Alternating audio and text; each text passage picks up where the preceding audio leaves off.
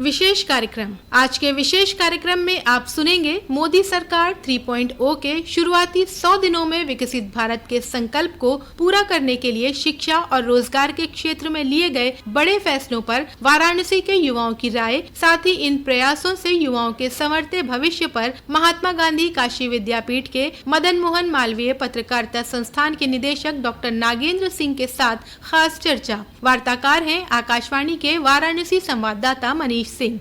प्रधानमंत्री नरेंद्र मोदी के नेतृत्व वाली केंद्र की एनडीए सरकार ने अपने तीसरे कार्यकाल के 100 दिन पूरे कर लिए हैं। इन 100 दिनों में युवा शक्ति को राष्ट्र शक्ति बनाने के लिए कई बड़े फैसले लिए गए, जिनका बड़ा अंतर देखने को मिला है। सरकार ने युवाओं को बेहतर शिक्षा देने के साथ ही रोजगार देने और उनके कौशल विकास पर फोकस किया है। सरकार की सोच रही है कि युवाओं को न केवल रोजगार परक शिक्षा दी जाए, बल्कि उनकी क्षमताओं को ऐसा मौका मिले कि वह आत्मनिर्भर बन सके। इसके लिए सरकार ने 4 करोड़ से ज्यादा युवाओं के कौशल विकास और रोजगार सृजन के लिए 2 लाख करोड़ का प्रधानमंत्री पैकेज दिया गया। प्रतियोगी परीक्षाओं में नकल रोकने के लिए सार्वजनिक परीक्षा अनुचित साधनों की रोकथाम अधिनियम पास किया। हेल्थ केयर के इंफ्रास्ट्रक्चर को मजबूत करने के लिए देश भर में 75,000 नई मेडिकल सीट बढ़ाई। युवाओं के लिए सरकार के कदम ने कैसे कहानी बदली है और क्या क्या किया जा सकता है, इस विषय पर आकाशवाणी के वाराणसी संवाददाता मनीष सिंह ने महात्मा गांधी काशी विद्यापीठ के मदन मोहन मालवीय पत्रकारिता संस्थान के निदेशक डॉक्टर नागेंद्र सिंह से खास चर्चा की।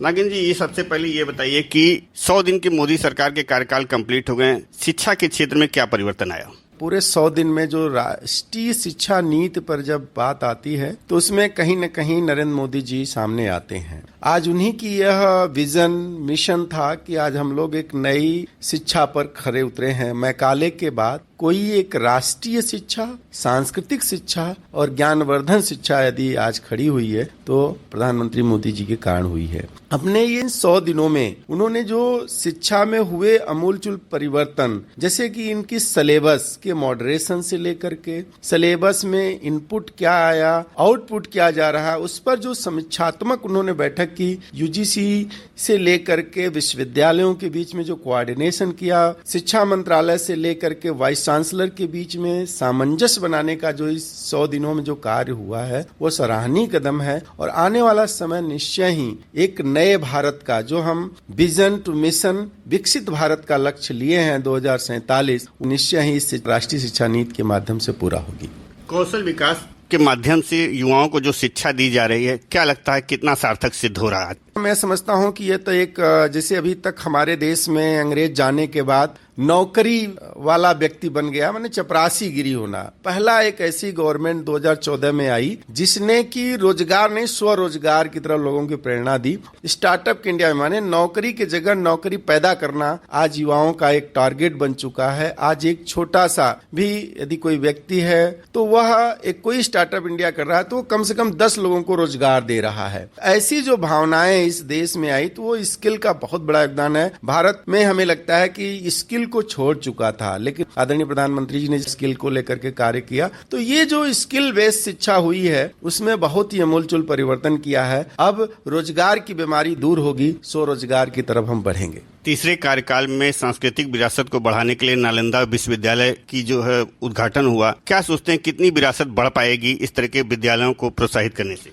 मुझे लगता है कि हमने जब अपनी विरासत को छोड़ दिया, इसी कारण हम आज तक गुलाम बने हुए हैं। आज भी हम अपने चीजों पर गर्व नहीं करते हैं। अब धीरे धीरे हमें देखिए भाषाई दृष्टि से और अपने सांस्कृतिक दृष्टि दोनों तरह से मुझे आजादी मिली है। ऐसे जब विश्वविद्यालयों में हमें स्वतंत्रता मिलेगी, हमें अपनी भारतीयता की कल्चर का निर्माण दिखेगा, लोगों में आएगी, तो निश्चित ही हम अपने इस घर को समझेंगे और एक नए भारत के निर्माण में अपना योगदान सुनिश्चित करेंगे। यह निश्चय ही नालंदा नहीं, मैं तो समझता हूं नालंदा जैसे सभी विश्वविद्यालयों को कल्चरल पर फोकस आधारित रचना एनवायरनमेंट तैयार करना चाहिए। यह प्रधानमंत्री जी का और देश का एक बहुत बड़ा कदम है जो नालंदा विश्वविद्यालय के पुरानी विरासत में लौटाने का कार्य किया है। एक शिक्षाविद होने के नाते क्या लगता है कि नई शिक्षा के लिए अभी और किस प्रयास की आवश्यकता है? एक शिक्षाविद के रूप में मैं यही कहूंगा कि अब व्यक्ति को सेल्फ की तरफ ज्यादा आकर्षित होना चाहिए। स्व में जान के तब आप आगे बढ़ेंगे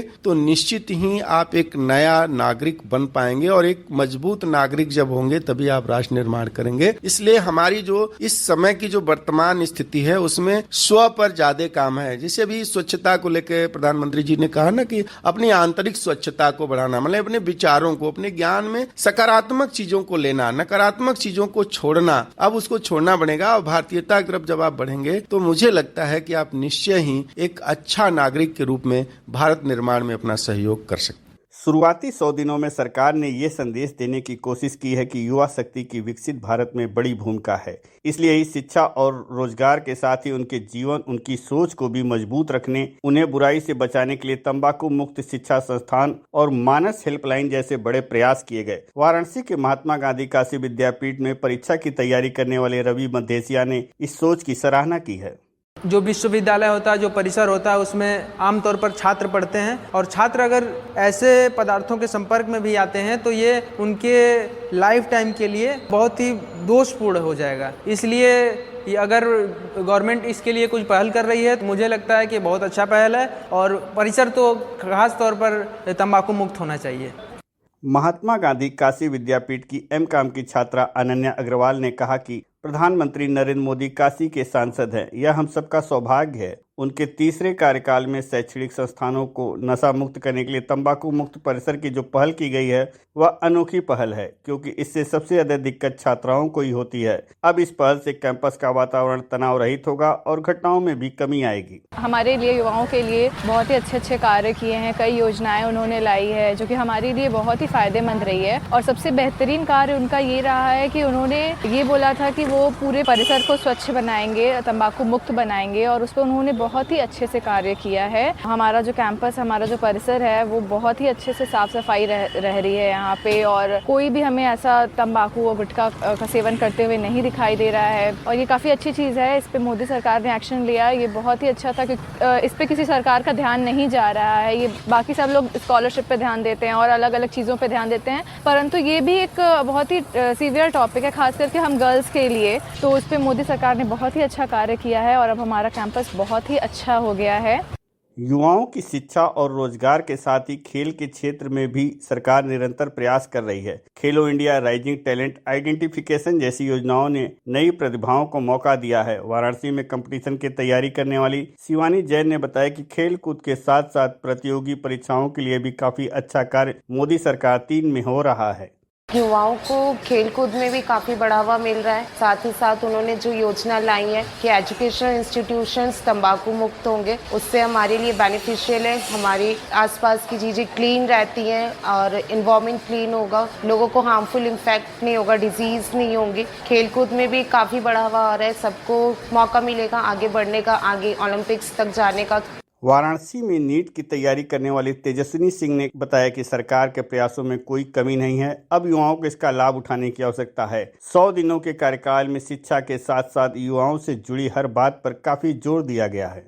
मोदी सरकार ने हम मेडिकल एस्पिरेंट्स के लिए बहुत ही अच्छी सुविधाएं प्रदान की हैं। शैक्षिक स्तर से देखा जाए तो अत्यंत ही विकास आया है, पढ़ाई का स्तर उभरा है और आज का युवा यही उम्मीद लेके आगे बढ़ रहा है कि विकास का स्तर ऐसे ही बढ़ता जाएगा आने वाले भविष्य में। देखा जाए तो हम बनारस के वासी हैं, तो BHU है जैसे कि वो बनारस की शान है, पूरे पूर्वांचल की शान है, और उसमें हर साल हम देखते हैं कि हमारी सरकार किसी न किसी रूप से सहयोग देती है। हर साल मेडिकल कॉलेजेस की सीट भी बढ़ रही है और हम जैसे छात्रों के लिए सहयोग भी प्रदान हो रहा है, स्कॉलरशिप्स मिल रही हैं, तो युवा का सशक्तिकरण पूर्ण रूप से हो रहा है।